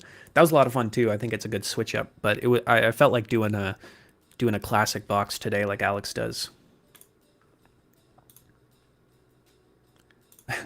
Google always handy. Absolutely. Our biggest skill is Googling, pretty much. Is this 101 level hacking that Heath is doing? I mean, this is a medium rated box. I think it's kind of, so far it hasn't been too crazy, right? I think the difficulty of medium is fitting so far. I guess it's going to depend on how tough the privesc is, but I would say that kind of, deserializing that base 64 string and kind of manipulating it to give us a shell is kind of, I don't know, it's hard to say, but it's kind of like OSCP-like, right? It's kind of CTF-y, but also kind of, requires multiple steps. Yeah, forensic stuff is fun. I had a lot of fun doing that last week. Definitely do more of that. Yeah, everyone liked the last stream. Thank you guys. Yeah, definitely we're gonna do some more blue stuff shortly. Nothing juicy so far. We have license, readme. I think that's like default stuff. Yeah, we do have a version number though. Let's see. PHP my admin. So I mean, if you find a version number of something, I know a lot of like methodology is like immediately Google it, see if there's an exploit. That's kind of not the worst recommendation, especially if you're like in an exam kind of environment or like a CTF environment. Usually Well, not usually, but it can be a way in. So if I just Google phpMyAdmin version 4.8.1, we have a CVE for an LFI. Okay. 480.8.1 remote code execution. That's juicy. Actually, let's properly Google this. Exploit DB. There we go. So I'll just search for phpMyAdmin. See if there's any exploits for that version of 4.8.1. Yeah, there's the RCE. Local file inclusion. Okay. Yeah, that one looks juicy. If it's the exact version, usually a good sign. Oh, take care. Take care, Thickolo. Thanks for joining, as you do every week. Appreciate it. Have a great rest of your day. We are getting there on this machine. I think this exploit looks pretty juicy. And so again, like I was saying before, if you come across something like this, you run across a Python exploit, you typically want to make sure you know what you're running, right? You don't just want to run things against servers, especially in the real world, if you don't know what they do. And so if you don't have a good knowledge on Python and trying to understand what this is doing, again, this is a good candidate for pasting this into ChatGPT and saying help me break down and understand this. Because you can learn a lot from doing that, right? You can learn what HTML parser is doing, right? You can learn, how the actual usage information is being included, right? So the actual arguments of the IP address, the port, that kind of stuff. You can see how it's building out the URL. It's targeting index.php. It looks like it's trying to find the version number from that index page. So it's looking for if it finds a 200 status code, and then it's doing some regular expression here to search for PMA version, which we actually saw on the homepage when we curled it. And it's looking if the version is 4.8.0 or 4.8.1. It's basically going to tell us if it's exploitable or not. Looks like it's grabbing cookies and then logging in with the username and password we give it. So this is an authenticated exploit. It's making another request to import.php. Looks like it's doing SQL injection to run a command and some LFI in this case to run some sort of command. So, that's just how you can sort of quickly go through something and make sure it's not doing anything bad, right? If you see it's running rm-rf everything, obviously not a good thing. There's a lot of stuff on GitHub that can actually Trojan kind of exploits where you think you're exploiting a machine, but you're actually backdooring yourself or something. So again, you want to be careful. You don't just want to run things willy-nilly. Typically, exploitDB is going to be a pretty safe source for this stuff because it is kind of vetted, right? And so, yeah, this is the CVE that we found. I'm assuming it's going to be some sort of SQL injection or local file inclusion that we were looking at. So we can read up more on the CVE if we really wanted to and figure out how it works even more. But in this case, I think we're good to run this. We kind of glanced over it. So what I'll do is copy the raw exploit here, right? And we can stop that. I think we're good. I can wget this over to our folder. So now we have the exploit. I can change the mode to executable. And then let's try to see what it's gonna yell at us for usage. There we go. All right, so let's run that in a second. See if any questions. I know I kind of went through that a little fast. So if anyone needs a refresh on what we were looking at here, basically we looked up the version number of phpMyAdmin, saw that was 4.8.1, and when we looked it up on exploitDB, we found that there was a remote code execution, which is typically the most juicy kind of vulnerability you can find, right? So I think this is going to be a good attempt for us to see if this will work. So let's fill in the information it needs, right? So it needs the IP address. And you would think that we need to grab the IP of the machine, right? But remember, we're running this from Kali, and the port 80 is not exposed on the outside, right? So we actually need to run this through our proxy that we set up. So the IP address is actually going to be localhost, right? Or 127.0.0.1, I think should be fine. The port 8080, I think, is what we set, yeah. Oops, what am I looking for? Yeah, 8080. And then username is going to be app, and the password is going to be whatever we found earlier from here. So we can log in, right? And then the command. So again, I like to keep things simple to make sure everything's working in a proof of concept. So let's just run whoami and see what potential escalation we've done. Whoops, That is not right. What do we miss? Oh, the directory, the path. And in this case, I think typically, that's interesting. Typically you'll find phpMyAdmin on its own path, right? So it's going to be localhost / phpMyAdmin. In this case, it looks like it's just executing from that root directory. So we have index.php. So I think I just need a / there. No, that did not work. Oh, I did the order wrong. Let's see. Let me go up. IP address, port, path, username. No, I think we got it. IP address, port, yeah, path, username. There we go. Reading is hard. There we go. We got privesc to www.data. So we kind of move laterally there, right? So not quite a root user, but potentially this user has more privileges that we might be able to abuse. There we go. That's a good sign, right? So we didn't really go upwards. We kind of went sideways, laterally. Thank you so much. Yeah. Recent guidance cybersecurity, must say, watching you do this so effortlessly really has me psyched up. Yeah, for sure. I mean, you know, it's not always quick and, you know, sometimes it can look more effortlessly if you're watching someone do it. You know, we're doing a lot of Googling. We're running into errors, as you can see here. Whoa, what happened? Whoops. Like that, right? So I mess things up all the time. Jeez, what did I do? Okay. Yeah, so with that said, it looks like we did get a new user here. So let's actually, instead of running who am I, let's run a shell again and catch a new shell as that www.data user. Sorry, I'm trying to keep up with the chat, and clearly I cannot multitask well. But I will catch up as soon as we privesc here. I just want to make sure we can get this. Okay, let me clear this out. Instead of who am I, again, let's leverage our revshells.com site.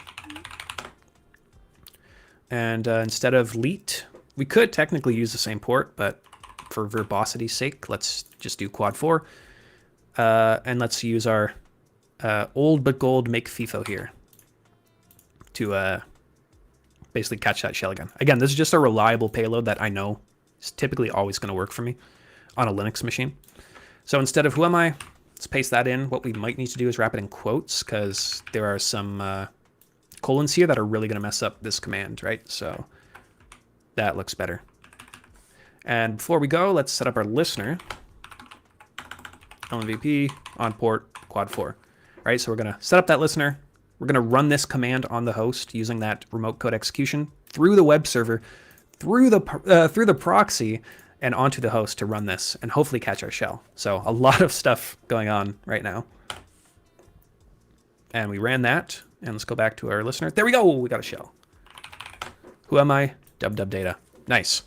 All right. So I think we're almost there probably. Typically, you only need to, you know, escalate once on these machines and then you get to root. So hopefully we don't need to do more. Actually, let's see. Cat sc password. A lot of users. We have MySQL, Ada, LXD. Where's www.data? There it is. Okay, so it doesn't look like there's any actual like real person users. It's a lot of service accounts. So I'm assuming there's, you know, I think we can get to root from www.data, you know, just from experience doing a lot of these boxes. We need to upgrade our terminal again. Do we? Let's try sudo l. There we go. There we go. You see that? You see that right here? That's why this is the first thing I check when I get new access, right? Again, it's not always the most reliable thing, but, you know, that basically this is a ticket to root for us. And if someone can tell me how, that would be bonus points. But what this is saying is we can run the PHP binary as sudo without providing a password, right? So we can run it as root. And yeah, so I'll leave it at that for a second. Try to catch up on the chat here. But basically we rooted the machine, which I'll demonstrate in a second on how we can do that.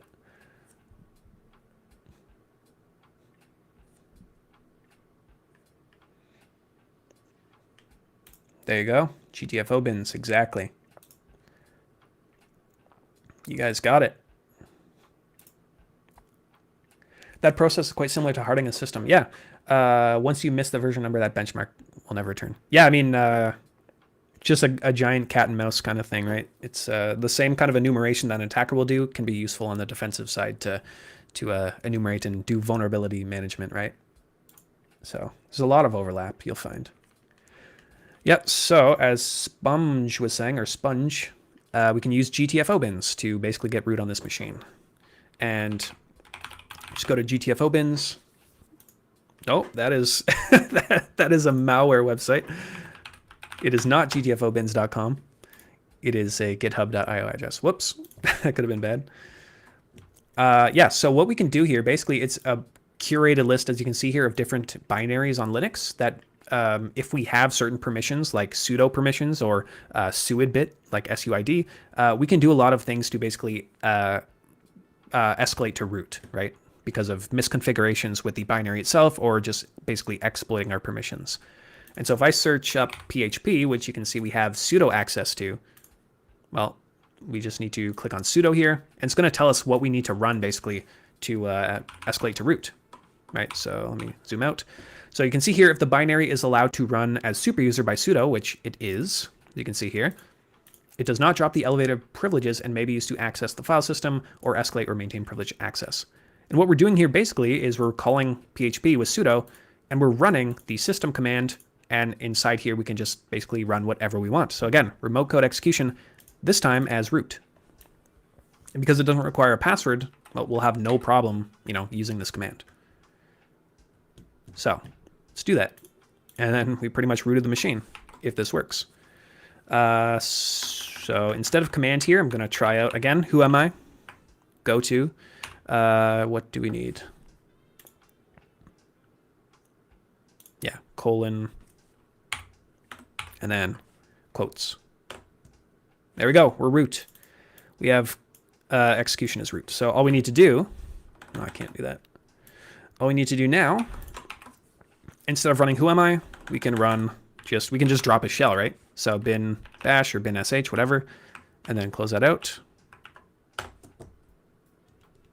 Hopefully. Oh, there we go. Yeah, we're root. Nice. Yeah, we rooted the machine. Not the prettiest terminal. We could upgrade if we wanted to, but yeah, can't even clear. But oh, did I break it? I think I broke it. Dang it. We got root, and then I broke it with a typo, with a colon, or a quote. All right, let's exploit this again. Dang it. There we go. Okay, sudo, instead of who am I, let's run bin bash. Who am I, root. Let's cd over to root. And there we go, we have root.txt. We have root.txt as root. And just like that, we rooted the machine. That was a really cool box, actually. Ooh, with 7 minutes to spare. Nice job. There we go. Yeah, what I was saying, that was a fun machine. We had to do a lot of stuff there. We had to exploit the command and control server. We had to get code execution. We had to move laterally, and then yeah, we had to abuse remote code execution on the server. We had to port forward stuff. Oh my gosh, there was a ton that went into this, but it didn't seem that crazy from a high level. So that was awesome. Yeah, I would say that's a pretty good OSCP-like machine. I think the initial access was the hard part, in my opinion. Yeah, thanks everyone. Thanks for all the help. I mean, yeah, I was a little rusty, I'll admit, but you guys were always there for me. So now's the fun part. We can take some questions and hang out for a bit.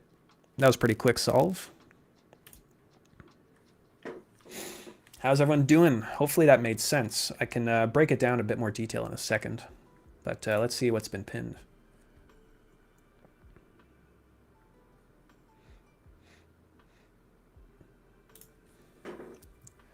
Would any of you recommend me getting a cybersecurity course, taking classes, got offered? Yeah, I mean, you're going to find in this field, constant learning is going to be like the biggest differentiator between, a good professional and, someone who struggles. So the more learning and the more skills you can develop, even though you have a position, right?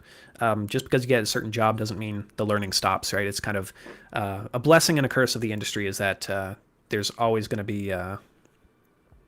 be stuff to learn and things to figure out. I always have imposter syndrome. the people I work with are always a lot smarter than me, so I do always learn a lot, right?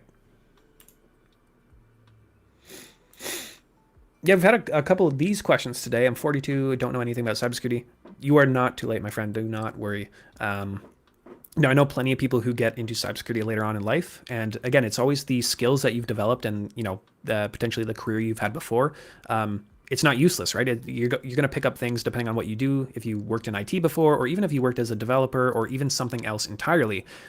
Heath, for example, was an accountant, and he is like one of the best pen testers I know, right? So, age has nothing to do with it. Background has nothing to do with it. There's always going to be resources, always going to be time to develop skills. It does not take, a whole lifetime to get into the field. So, yeah, fortunately, I would not consider age as any kind of barrier, at least if you're thinking about it like realistically. I know some certain companies can have specific hiring practices which are annoying, but if you actually truly want to learn the knowledge, there's never a age that's too late for that, in my opinion. Is it better learning fundamentals to start studying pen testing generalist? Yeah, I mean, the fundamentals are going to get you really far, right? Like, a lot of exploits, a lot of methodologies haven't changed a lot over the years. So, picking up the fundamentals, something like the Practical Ethical Hacking course by TCM. Obviously, I'll promote our own stuff, but that's how I basically learned a lot, right? From Heath directly. So, what are your thoughts on Let's Defend platform and their courses? Yeah, really good. A lot of, like I was saying in the previous stream, there's a lot of newish kind of blue team defensive focused cyber ranges out there these days, and they're really cool because back when I was getting into the field, there wasn't a whole lot of stuff, right? So I love to see competition out there. I love to see different opportunities and stuff. It's really cool to see. From what I've checked out of their different labs and stuff, even the free stuff, really good, really good. Maybe we'll do some Let's Defend stuff if we can on a future stream.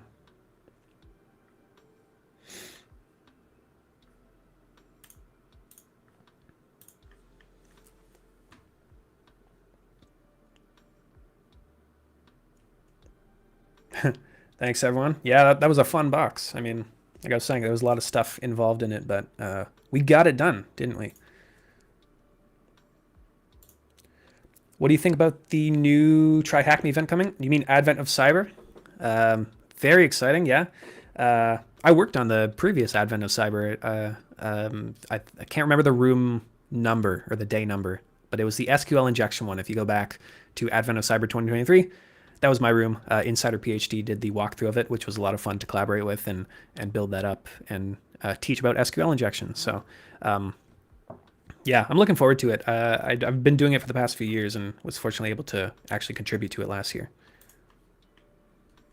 There's also the Sans Holiday Hack Challenge, which you can look up. I think it just started the other day, so it's a great year for or a great time of year for CTFs, like end of year stuff.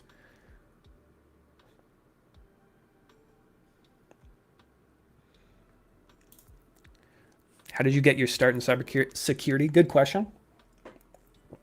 I kind of went the, I guess, general route that a lot of people suggest, which I don't think you should follow to a T, right? Like, I don't, there's a lot of like, you should do X amount of years as help desk or whatever before you move in. I don't think you need any of that. That's my personal belief.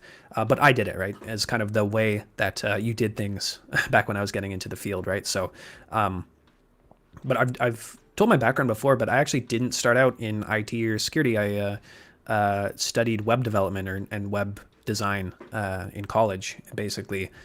Through there, got my first position as kind of a web developer kind of thing. But because I was the computer guy working on computer stuff in the office, I ultimately became the IT guy as well. So I had to learn a lot on the job and a lot of stressful situations of like not knowing how computers worked, but having to administer them and harden them and God forbid keep them secure. So it's not a recommendation I would suggest, but kind of falling into a more help desk role really had me learning a lot and picking up a lot of different things. And eventually from there, I discovered, people like Professor Messer and Jason Dion and stuff, and like went down the CompTIA track.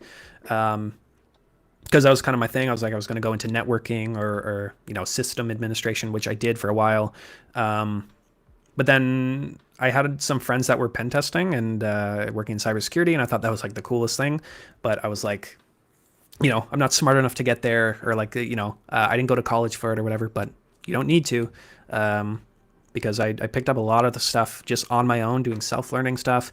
Had some mentors, which I asked for suggestions on what I should learn, what I should focus on. Discovered things like TryHackMe and even the practical ethical hacking course at that time. So even before like TCM was really a company or a thing, it was just Heath like putting out training and stuff for free, which was really awesome, and it got my start.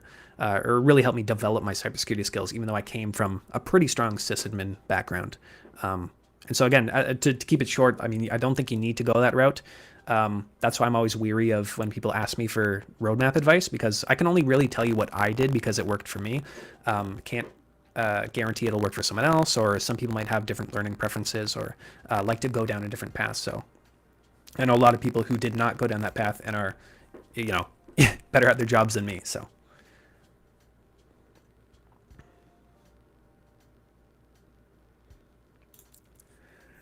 Your point of view, what would be the initial pen test certification? Well, I mean, probably either the junior penetration from TCM, which is, I think I might go for the PNPT myself, which I don't have any TCM certs other than, I guess, PJSA, if you count that for creating it. But that's my goal, I think, for the early New Year's. I want to get the PNPT, so that's kind of my go-to. I have the OSCP, so I'm curious to see how they compare. But I've heard, obviously, a lot of great things about PNPT, so... Any tips what rooms to join, TryHackMe or CTS, even for beginner? Yeah, I think they just recently on TryHackMe released the Cybersecurity 101 path. And I think there's a lot of free stuff in there as well. So that's probably what I anticipate is their intended roadmap for someone just getting into the field. I know there used to be like a pre-security path and, fundamentals kind of thing. I think the Cybersecurity 101 is the next iteration of that. So that would be my suggestion. I think there are a lot of similar rooms that'll really help you build out the foundations, and then hopefully, help you decide which area you want to go down, like red team or blue team, that kind of thing.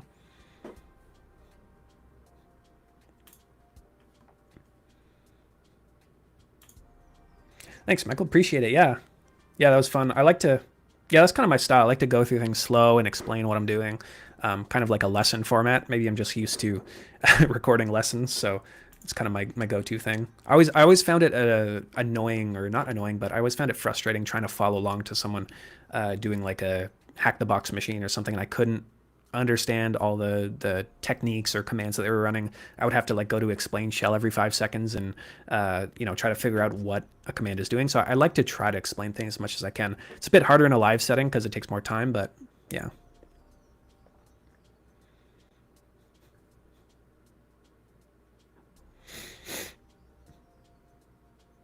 Pico CTF, yeah, good suggestion. I've heard a lot of great things about Pico CTF, especially on the beginner side, to really help you build up like understanding what a CTF is about and trying to understand like cyber range kind of stuff as well. So really helps you build out the foundations. I think is a great thing that they put on.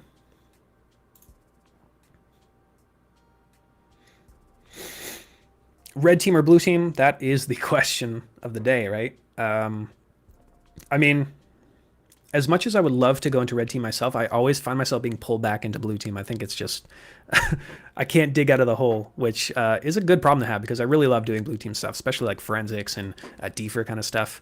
But working in a SOC is probably like if like working in help desk is like the best way for you to learn how to systems work and how networking works and basically understand IT at a whole. Working in a SOC is probably the equivalent for cybersecurity because you're going to be exposed to so many different controls and systems and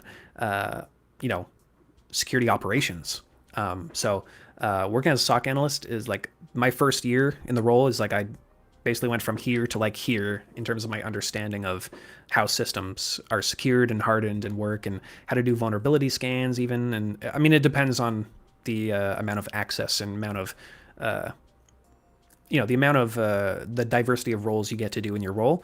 But I was fortunate enough to have a really good manager that liked to expose me to all the different aspects. So I was doing things like vulnerability scans and even some basic penetration testing, and found some issues on our company servers and stuff. So and help patch them and help work with the development team to work with those. So a lot of vulnerability management stuff as well, which was cool. But also just the day-to-day monitoring, detecting, analyzing, responding, that kind of thing. So yeah, I mean, to put it short, it's really whatever you want to go down. I don't think you need to do blue team before red team. That's what I always say. If you want to be a pen tester, I would just go straight into picking up those skills. It can always help to understand things like system administration, and configurations and stuff, and understanding how things work before you can secure it, which is half true in my opinion. So the pro on video is Andrew. Yes, that's me. We have two Andrews at TCM. But I am Malware Cube, the kind of blue team aficionado.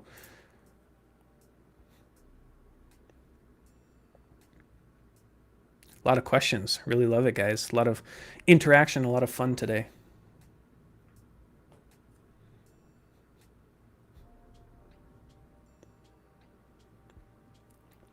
Saw a question, I can't find it now, about getting into web app testing. That's a good question for Alex. Web testing has never been, or like web pen testing has never been a focus of mine, even though I used to be a web developer and learned how to code sites very insecurely and never never went down that route. But I did a little bit of AppSec stuff in the past, but really rusty on it. So do you think red teamers should study blue teaming for real? Yeah, I mean, I think so. Like if you want to be the best kind of red teamer or the best pen tester out there, you should know, even just for your own job's sake and speaking to clients, how to harden things and mitigate things and secure things, right? So, if when you're writing a pen test report, you're going to want to put some, detailed mitigations in place to say like, how are you going to, if we found this issue, how are you going to fix it? And, what are the different options you have? And a lot of that comes from, in some cases working on the blue side or just having a good understanding of hardening systems. And that's why a lot of the people who attend HEAS Active Directory training live session, a lot of those people are on the blue side because it's good to get exposure to how attackers are actually exploiting things and then how you as a defender can harden or mitigate issues. So I think at some point in your career, you're really going to want to sort of blur that line or bridge that gap. But again, you can only focus on so much at a time. So try not to burn yourself out.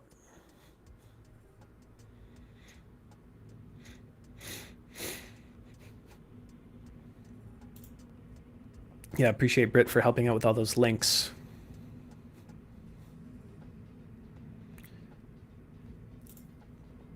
Do you think cybersecurity is oversaturated or still demand? I think there's still demand. I mean, I don't really do much market research these days, and I don't really look at applications these days. So I'm not usually the best person to weigh in on this kind of stuff. But I think every kind of industry is oversaturated to an extent, but I think the need for quality security analysts, quality pen testers, people with the actual skills to back it up, there's always going to be a demand for that, right? It's going to be competitive, of course, but the oversaturation a lot of times comes from people who just aren't, particularly the most qualified, right? So again, it's always going to be a measure of being competitive, I guess. And it's hard to just say that and say it's oversaturated or undersaturated, but I think there's a if you're a good quality candidate, you're not going to be I don't really know where I'm going with that, but yeah, it's hard for me to weigh in on that because I haven't honestly been in the market looking for like a SOC analyst job, for example, in a while. I know a lot of that industry can be oversaturated. Depends on what company and industry and area you're in.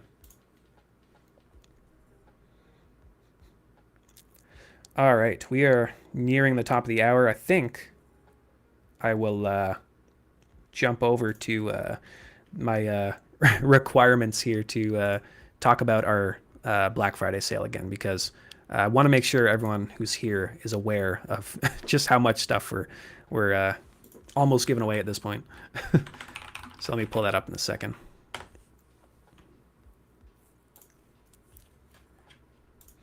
I will put the ticker on now, and I will also share my screen in a second. But yeah, this is like our last biggest sale of the year. There's a lot of stuff going on. Um, and yeah, let me share this if I can. There we go. Yeah, so our Black Friday sale is here. You can see we have a ton of stuff on sale at the moment, which is pretty crazy. 50% off, academy-wide, 20% off certifications, which I know a lot of people are looking or we're waiting for those certification sales. So they're here now. Same with the live training, as well as some exclusive bundles, right? So if I go down here, you can see we have the professional penetration tester bundle. So basically all of the penetration tester certs and courses that are included, you can see over 70 hours of lifetime and on-demand training comes with, as well as all of these exam attempts here, which is basically everything we can offer on the penetration testing side. And also the hacking and defending training bundle, which is basically going to include everything, right? So 10 certification exams, 200 hours, probably over that of lifetime training, even a year of Academy All Access Pass, and a 1-hour coaching session with Keith Adams. That's crazy. Yeah, resume review, mock interview. Yeah, you definitely don't want to miss these sales. I've never seen this much going on sale at TCM. And also the live trainings as well. So if we head over, we have the SOC Level 1 live training. So again, if you do want to get that Blue Team experience, we do have the SOC Level 1 training, which is going to include both the SOC 101 course as well as attempts for the PGSA exam if you want to go down that route. But also it's just going to be a great training for anyone who wants to get into the SOC or anyone who has some experience and wants to fill in gaps or level out their training, right? So we're going to have a lot of cool labs that aren't in the course, right? It's going to have a lot of bespoke stuff, a lot of like ticket-based investigations that we're going to form basically the curriculum around, which is going to be a lot of fun. Basically, the closest thing possible I can get to emulating a SOC for this 4 days. So it's going to be pretty jam-packed. And along with that, we have, of course, I was just mentioning the hacking and defending Active Directory training that Heath Adams is presenting on February 7th. And so again, a lot of red teamers go to this, or like penetration tester oriented people, but a lot of blue teamers as well, because he covers not only the attacking, but also defending, obviously, as you can tell from the name. But I actually attended this a few months back, and it was really eye-opening and honestly a great training to go to. And as well, you get access to all the training included, as well as, I believe, an exam attempt as well. So that is my spiel again, and we will wrap it up in a sec, see if there's anything else to quickly talk about. But thank you all for coming to this. Yeah, there was some great interaction as well as last week, so I really appreciate that. I managed to stumble through another machine for the first time in a while, so thank you for all the help there. And yeah, don't forget to hone your Linux experience, for sure. That is the quote of the day, I will say. So thank you, everyone. Have a great rest of your week, great night, and hopefully see you back next week. I think Alex will probably be on stream, Alex or Heath. If not, I will sub in as needed. So yeah, expect everyone who was enjoying the blue-oriented streams probably do another one of those shortly. So thank you, everyone, and have